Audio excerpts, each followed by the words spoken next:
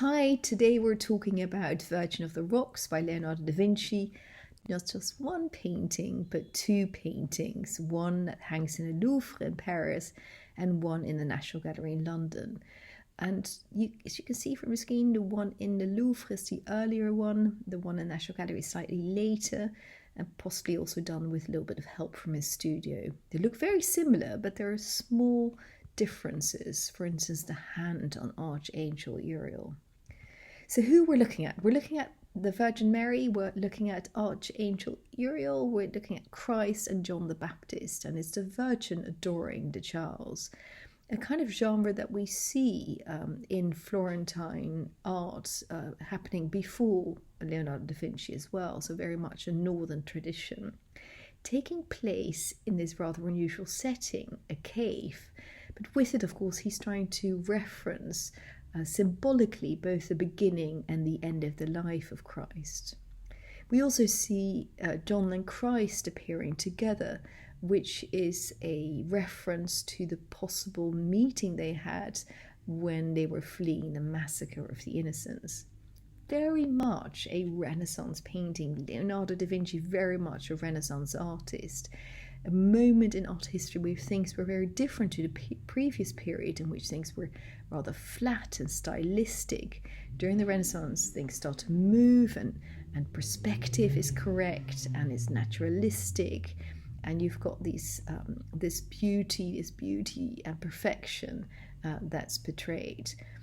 Next, of course, art historically, we go to the rather wild and wonderful mannerism, but this painting firmly within the Renaissance period, and Leonardo is using some wonderful tricks to guide our eyes through the story of the painting by giving us these glances by these four figures.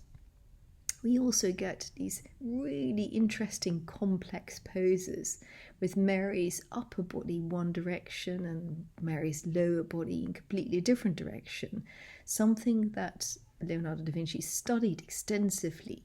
He did a lot of studies of the human form, and we've got anatomical sketches in, for instance, the Royal Collection in the UK.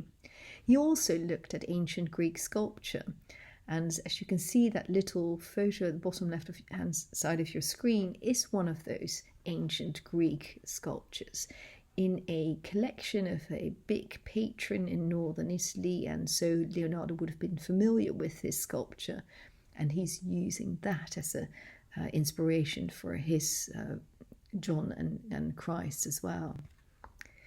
And because he had such good understanding of the human form and of perspective, he was able to do things like foreshortening, a very tricky thing to paint, where it feels as if something is sticking into our space, where you see it from the front and it's poking out. You can tell he put a lot of effort in getting it as real as possible, as realistic as possible, with the plants, for instance, the type of plants that would have thrived in a moist, dark grotto, so very realistic there as well. And he studied the light fall, how the light would hit the human form and where shadows would form on the body. But what's so very special about this painting and about many of Leonardo's painting is the sfumato that he uses, this smoky effect with these blurry edges, something that is uniquely his and make this almost ideal beauty, this divine nature appear, of course very fitting for these four biblical figures, superhuman where nature is subjected to art, very Renaissance, very Leonardo da Vinci, and very fitting, of course, for a painting like this. So how did these two paintings come about? Why two paintings? Well, we're not quite sure. But we know that he was commissioned alongside another artist and a frame maker to make a altarpiece for the Confraternity of the Immaculate Conception in Milan.